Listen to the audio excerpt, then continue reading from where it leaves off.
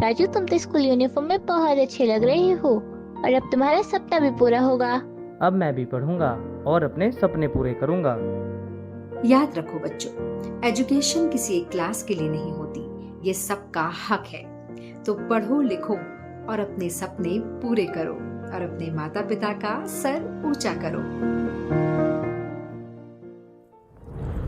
तो दोस्तों, आज की इस छोटी सी कहानी से हमें ये सीख मिलती है, एजुकेशन हर बच्चे का अधिकार है, सिर्फ कुछ लोगों की सुविधा नहीं। बिल्कुल, अगर हर बच्चा पढ़ेगा तभी हमारा देश प्रोग्रेस करेगा और हर सपने सच होंगे। दी, किताबें हर किसी के हाथों तक पहुंचनी चाहिए। हाँ चबी, क्योंकि एजुकेशन से ही फ्यूचर ब्राइट बनता है। क्योंकि टैलेंट हर जगह होता है, लेकिन अपॉर्चुनिटी सबको नहीं मिलती। तो इसी बात पे let's invite Samarth Sharma, a young actor and model, जिसने महज 6 साल में लाइफ बॉय, मारुति सुजुकी जैसे बड़े ब्रांड्स के एडवर्टीजमेंट्स में फीचर हुए हैं। और यही नहीं, उन्होंने Amazon, फ्लिपकार्ट जैसे बड़े बड़े ब्रांड्स के साथ भी काम किया है। एंड फैशन वर्ल्ड में भी उन्होंने अपना जलवा दिखाया है with ramp walks for Delhi, kids fashion week 2023 and face of India portfolio shoot 2022। तो आइए देखते हैं एक झलक उनकी जर्नी के बारे में।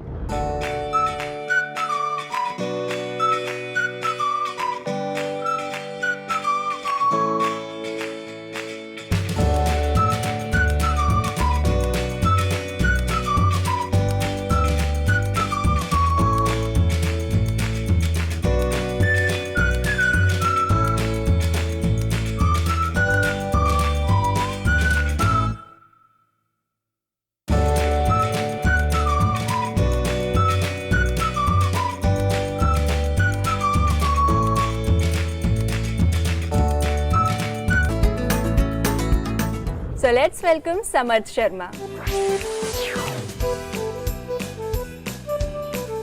A very warm welcome to our show समर्थ। पता है आपको, हम बहुत एक्साइटेड हैं आपसे क्वेश्चंस पूछने के लिए। क्या आप भी एक्साइटेड हो? हाँ बिल्कुल। अच्छा समर्थ, ये बताओ, आप पढ़ाई और एक्टिंग दोनों को कैसे बैलेंस करते हो? ये तो बहुत मुश्किल होता होगा। नहीं, जब मैं पढ़ाई कर रहा हूँ तो मेरा पूरा फोकस पढ़ाई पे होता है, जब मैं एक्टिंग कर रहा हूँ तो मेरा पूरा फोकस एक्टिंग पे होता है। बात तो सही है, लाइफ में बैलेंस होना भी चाहिए और ये बात तो हमारे जीनियस को भी आपसे सीखनी चाहिए। क्यों जीनियस? बिल्कुल बिल्कुल, सीख रहा हूँ।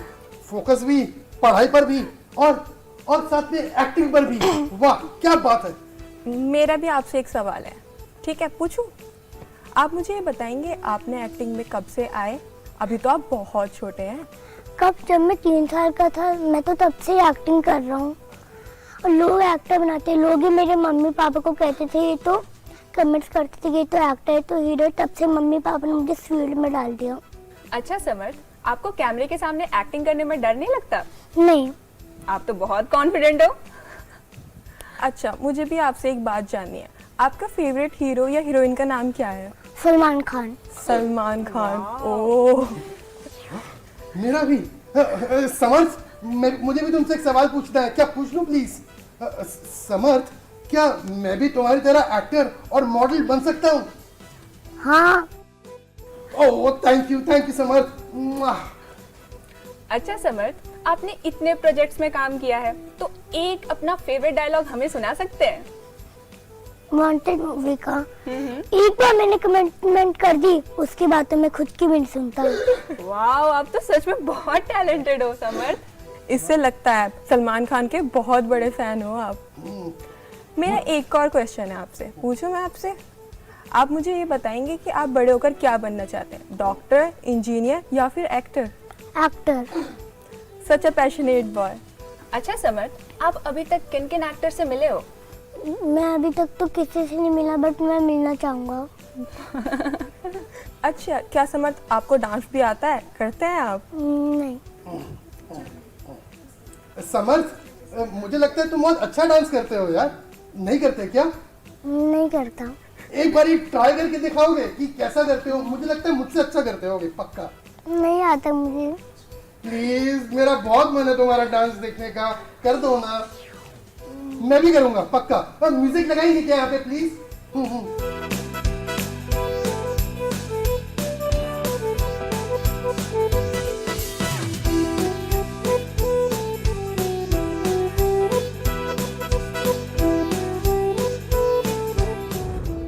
समर्थ, आपने इतने प्रोजेक्ट्स में काम किया है तो किसी एक की जर्नी आप बता सकते हो? लाइफ बॉय, प्लीज हमें बताइए।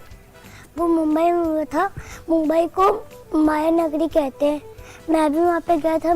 मैं भी सपनों की दुनिया में खो गया था और जो मेरे लाइफ बॉय के ऐड थे उसमें मुझे मेन रोल मिला था और वो उसका कॉस्ट्यूम भी बहुत अच्छा था, मंकी ड्रेस में थी। वाह समर्थ वाह, तुमसे मिलकर तो मजा आ गया यार। मेरे बेस्ट फ्रेंड बनोगे? हाँ। अब फिर हम साथ में मुंबई भी जा सकते हैं एक्टर बनने के लिए, है ना? समर्थ, आप हमारे शो में आए, हमें बहुत ज्यादा अच्छा लगा।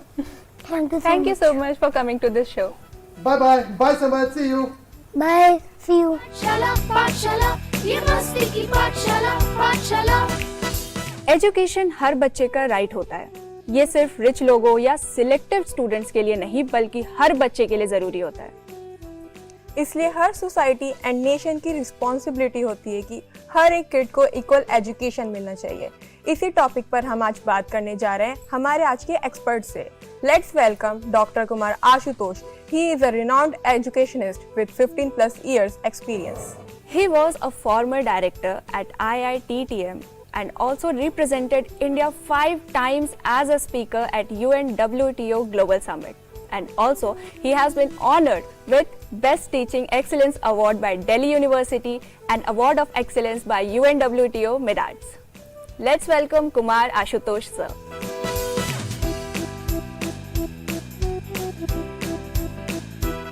Welcome to our show sir.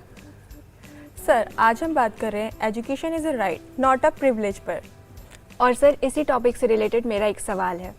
आज भी बहुत से बच्चे हैं जो स्कूल नहीं जा पाते। इसका सबसे बड़ा रीज़न क्या है? इसका सबसे बड़ा रीज़न एक पॉवर्टी है जो रूरल एरिया में काफ़ी भी गरीबी व्याप्त है। दूसरा रीज़न है कि पर्याप्त मात्रा में स्कूल बहुत जगह अवेलेबल नहीं है। और तीसरा और सबसे इम्पॉर्टेंट जो बात है कि आज भी हमारे यहाँ जेंडर इनइक्वालिटी कहीं ना कहीं देखा जा रहा है। बहुत सारे घरों में लोग सोचते हैं लड़कियाँ जाके करेंगी क्या, शादी तो होनी है इनकी। फिर बहुत सारे घरों में ये भी मेंटालिटी होती है ये लड़के तो आगे चल के खेती बाड़ी करेंगे, अपना ट्रेडिशनल जॉब करेंगे, तो फिर पढ़ के करेंगे क्या। ये एक बहुत बड़ा रीजन है जो आज भी हमारे दिमाग में कहीं ना कहीं व्याप्त है। लेकिन इन सब को बीट करने के लिए 2009 में राइट टू एजुकेशन लॉन्च किया गया, तो 1 अप्रैल 2010 से पूरी तरह से लागू हो चुका है। और इसमें सबसे बड़ा फ़ायदा ये है कि गार्जियन पे कोई बर्डन ही नहीं पड़ता है। बच्चा को जो एलिमेंट्री एजुकेशन है पहली से लेकर 8वीं क्लास तक 6 साल से 14 साल के जो बच्चे होते हैं उनकी सारी एजुकेशन फ्री है। उनका मिड डे मील मिलना शुरू हो गया है, खाना भी फ्री हो गया है, उनके यूनिफॉर्म भी फ्री हो गए हैं। तो इससे क्या हुआ है कि जो हमारा, मैं आपको एक छोटा सा एग्जांपल देता हूँ। जब ये लागू नहीं हुआ था राइट टू एजुकेशन, तो हमारी जो लिटरेसी रेट थी वो 74.01% थी और अब वो बढ़ के 80.9, मतलब लगभग 7% वृद्धि हुई है लिटरेसी रेट में। तो इस हिसाब जाहिर हो रहा है कि धीरे धीरे हम प्रगति की राह पे चल रहे हैं। और ऐसा विश्वास है कि 2030 तक जो हम लोगों ने एक NEP में अपना रखा हुआ है कि पूरी 100% लिटरेसी रेट करना है भारत को, जो अभी 80% जो काफ़ी इनकरेजिंग है। तो उस दिशा में हम लोग आगे बढ़ रहे हैं। Thank you for the answer sir. Sir, आज हमारे साथ जुड़े हैं platinum valley international school from Ghaziabad से कुछ स्टूडेंट्स। उनके भी आपसे कुछ सवाल हैं। So students, can we have the first question please? मेरा नाम जानवी मिश्रा है और मेरा आपसे प्रश्न ये है कि रूरल एरियाज़ में बेटर एजुकेशन अपॉर्चुनिटीज़ देने के लिए हमें क्या स्टेप्स लेने चाहिए? देखिए, जो डिवाइड है अर्बन और रूरल में, वो काफ़ी ऑब्वियस है, हर जगह होता है। हमारे मेट्रोपॉलिटन सिटीज़ में इतने अच्छे स्कूल हैं। अभी हमारे छोटा बच्चा जो आया हुआ था वो खुद ही KR मंगलम स्कूल में पढ़ रहा है। तो उसके इंफ्रास्ट्रक्चर को, उसके वर्ल्ड क्लास जो फैसिलिटीज़ है, उसको हम लोग रूरल एरिया से कंपेयर अभी नहीं कर सकते हैं। लेकिन फ़िलहाल जो सरकार का जोर है, जो हमारे नई शिक्षा नीति में भी दिया गया है, कि सबसे पहले जो एक ज़रूरी कार्य होगी कि जितने भी गाँवों में बिल्डिंग है कॉलेज स्कूल के, वो पक्की बिल्डिंग होगी। दूसरी सबसे ज़रूरी जो चीज़ होगी वो महिलाओं के लिए, स्पेशली, वैसे तो शौचालय सबके लिए होना चाहिए, महिलाओं के लिए शौचालय फैसिलिटी एक मैंडेटरी कर दिया गया है गाँवों में, जिसकी वजह से अब जो इनरोलमेंट रेशियो है वो स्कूलों में काफ़ी बढ़ रहा है। तीसरा एक हम जो प्रॉब्लम देखते हैं वो टीचर्स की देखते हैं। अच्छे सिटीज़ में, अच्छे स्कूल्स में अच्छे टीचर होते हैं, गांव में लोग थोड़ा जाना नहीं चाहते हैं। तो सरकार ने इनको इनकरेज करने के लिए उनको आवासीय सुविधा भी दी हुई है, उनको इंसेंटिव भी देना शुरू कर दिया है। ये एक बहुत ही इम्पॉर्टेंट स्टेप है हमारी सरकार की तरफ से, जिससे लोग क्या हो रहा है कि इनकरेज हो रहे हैं गाँव में भी जाना और गाँव में बच्चों को जाके पढ़ाना। तो जब तक टीचर्स की क्वालिटी दोनों अर्बन एरिया में, रूरल में बराबर नहीं होगी, तब तक इस गैप को जो भरना है वो काफ़ी मुश्किल होगा। Thank you sir. So students, can we have the next question please?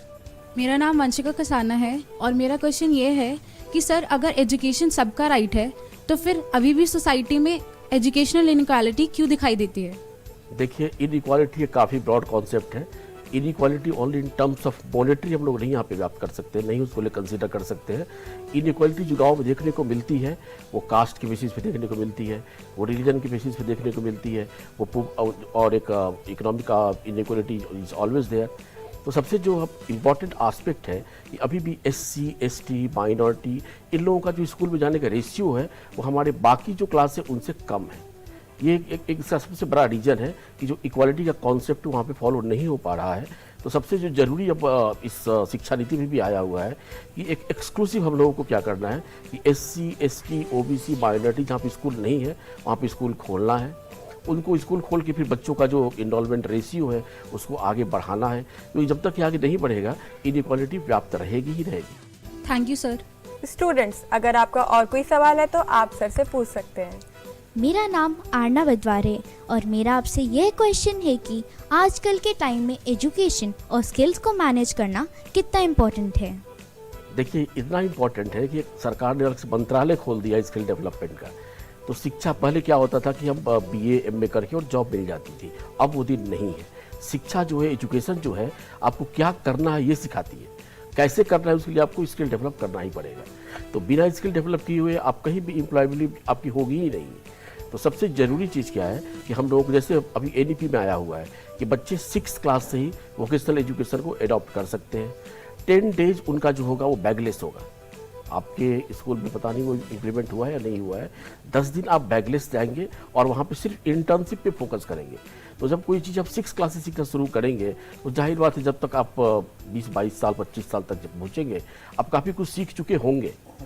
तो ये जो एक बड़ा ही मास्टर स्ट्रोक है हमारे अभी जो सरकार चल रही है उसका, ये बच्चों में वोकेशनल एजुकेशन और एक इंटर्नशिप का जो कॉन्सेप्ट है वो राइट फ्रॉम क्लास 6 इनकलकेट करना है, जो पहले कभी नहीं था, जो मिसिंग था। तो आप जब भी कोई काम करना चाहते हैं कहीं भी आप या तो ट्रैवल टूरिज्म के फील्ड में जाएं, आप होटल के फील्ड में जाएं, आप बैंकिंग के फील्ड में जाएं, आप इंश्योरेंस के फील्ड में जाएं, आप किसी ऐसी फील्ड में जाएं जहाँ पे स्किल, यहाँ सॉफ्ट स्किल को भी इंक्लूड कर रहा हो। तो उन सारे में सॉफ्ट स्किल हो, हार्ड स्किल हो, आपको अपनी स्किल को डेवलप करना ही पड़ेगा। उसके बिना अब जॉब का मिलना काफ़ी मुश्किल हो गया है। Thank you sir. स्टूडेंट्स, अब आप अपना अगला सवाल पूछ सकते हैं। मेरा नाम गोपाल है और मेरा ये क्वेश्चन है कि क्या AI और टेक्नोलॉजी हमारे टीचर्स को फ्यूचर में रिप्लेस कर सकता है या नहीं? देखिए, मेरा सीधा जवाब है नहीं। AI कोई भी आप ChatGPT हो या कोई भी आपका ये हो, वो हमको सिर्फ एक सहायता करता है, असिस्ट करता है। आपके क्लास में AI के सारे टूल्स पड़े हुए हैं, उसको फैसिलिटेट कौन करेगा? अपने से चलना शुरू नहीं हो जाएगा। कैसे उसको एक्सेस करना है, क्या कौन से प्रॉम्प्ट उस पर डालने हैं, कैसे उसका बेहतर यूज करना है, ये बताने वाले कौन होंगे? टीचर होंगे। देखिए, भारतीय ज्ञान परंपरा में बताया गया है कि जो टीचर और स्टूडेंट की जो ये होती है वो इनसेपरेबल है, ये आत्मा का एक बंधन है, वैसा बताया जाता है। तो उसको जुदा होना पॉसिबल ही नहीं है बिना टीचर के। टीचर आप में संस्कार देता है, टीचर आप में एक नई जागृति पैदा करता है, टीचर आप में कॉन्फिडेंस देता है, टीचर क्या सही है क्या गलत है ये आपको इंस्टेंटली बताता है। सपोज कीजिए आपका किसी बात से आप उदास है, आपको कॉन्फिडेंस लेवल लो है, उसको AI कैसे हाई करेगा? इसके लिए तो आपको खुद एक वहाँ पे टीचर होंगे जो आपके इमोशनल इंटेलिजेंस जिसको बोलते हैं, आपके इमोशनली अगर आप ब्रेक डाउन हो गए हैं, आपकी कोई प्रॉब्लम चल रही है, टीचर आइडेंटिफाई करता है, आपको सिखाता है, सही रास्ते पे लाता है। तो गुरु शिष्य की जो परंपरा है जो सदियों से चली आ रही है वो कभी खत्म हो ही नहीं सकती है। AI is just a kind of supplementary tool, आपको ये समझना है, इट इज़ नॉट एवरीथिंग। तो AI का उपयोग आप लोग कैसे करना है, कितने हद तक करना है, ये जानना बड़ा ज़रूरी है। बहुत सारे बच्चे हमारे क्लास में अटेंडेंस का थोड़ा सा प्रॉब्लम आ गया है, हमने जानना चाहा तो बच्चे बोलते सब AI पे मिल जाता है। सब AI पे मिल तो जाता है, लेकिन क्लास में बैठ के जब डिस्कशन करते हैं तो डायलॉग्स होता है, वो आपके कॉन्फिडेंस को बढ़ाता है, वो आपके नॉलेज लेवल को बढ़ाता है, आपके क्रिटिकल थिंकिंग को बढ़ाता है, जो AI नहीं बढ़ा सकता। AI मिला और आप सीधे लेकर अपना रेडी टू यूज खाना शुरू कर दिए।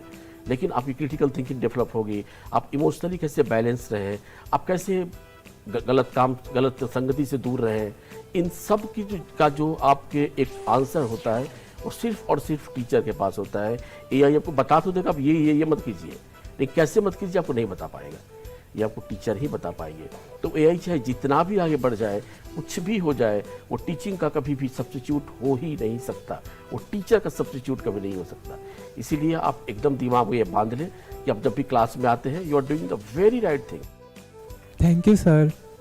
Thank you so much, sir, for the valuable answer. Thank you, sir. Your inspiring words and valuable guidance have deeply motivated all of us. Thank you so much. Thank you.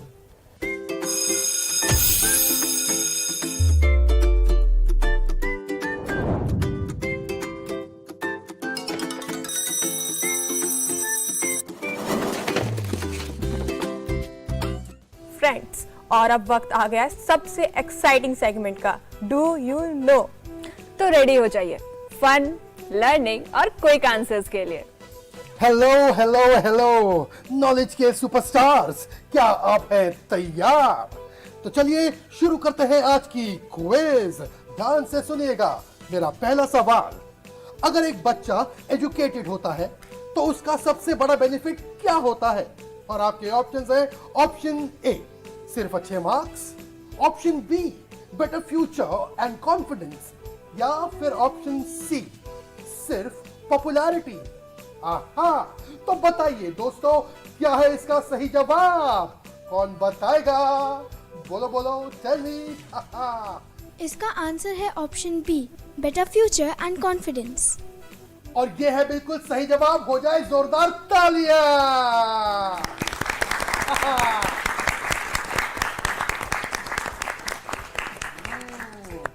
Better future and confidence बिल्कुल सही जवाब है।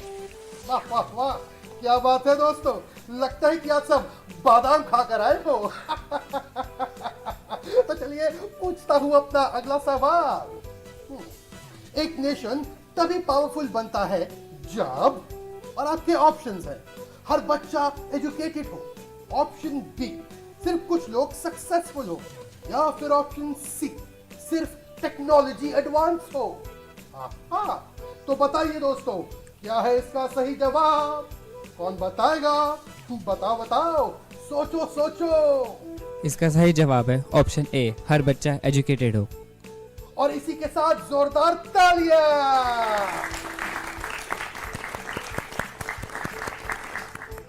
दोस्तों, एक nation तभी powerful बनता है जब उसका हर बच्चा एजुकेटेड हो। समझे? क्या समझे? हाँ हाँ, सही समझे। तो चलिए पूछता हूं अपना अगला सवाल। ध्यान से सुनना। किस चीज से सोसाइटी में पॉजिटिव चेंज आता है? और आपके ऑप्शंस हैं, option A ignorance, option B equal education, या फिर ऑप्शन सी डिस्क्रिमिनेशन। हाँ, महत्वपूर्ण सवाल। और कौन देगा इसका सही जवाब? बताओ बताओ, बोलो बोलो, सोचो सोचो। इसका करेक्ट आंसर ऑप्शन बी है, इक्वल एजुकेशन। हो जाए जोरदार तालियां।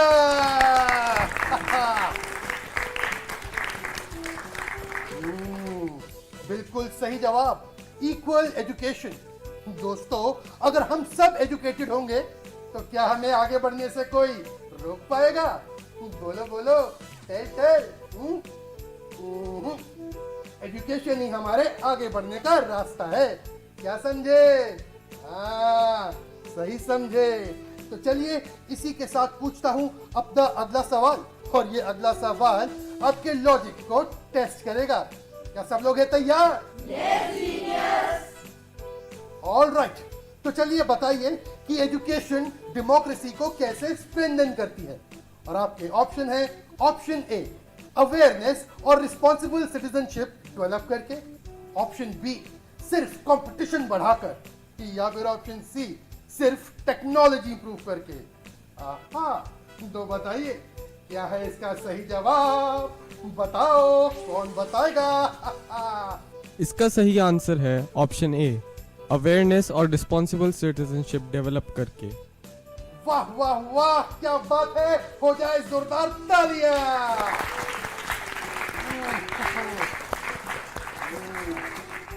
बिल्कुल सही जवाब, अवेयरनेस और रिस्पॉन्सिबल सिटीजनशिप डेवलप करके। दोस्तों, education is indeed the ultimate power up for our future. समझे? क्या समझे? सही समझे।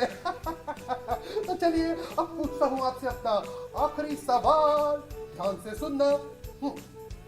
किस सिचुएशन में एजुकेशन को प्रिविलेज माना जाता है? और आपके ऑप्शंस हैं, ऑप्शन ए जब हर चाइल्ड को इक्वल एक्सेस मिले, ऑप्शन बी जब सिर्फ सिलेक्टेड ग्रुप्स को क्वालिटी एजुकेशन मिले, या फिर ऑप्शन सी जब स्कूल्स सबके लिए ओपन हो। आहा, तो दोस्तों बताओ क्या है इसका सही जवाब? कौन बताएगा? बोलो बोलो, सोचो सोचो। जीनियस, इसका सही आंसर है ऑप्शन बी, जब सिर्फ स्पेशल ग्रुप्स को एजुकेशन मिले। और ये है बिल्कुल सही जवाब, जोरदार तालियां।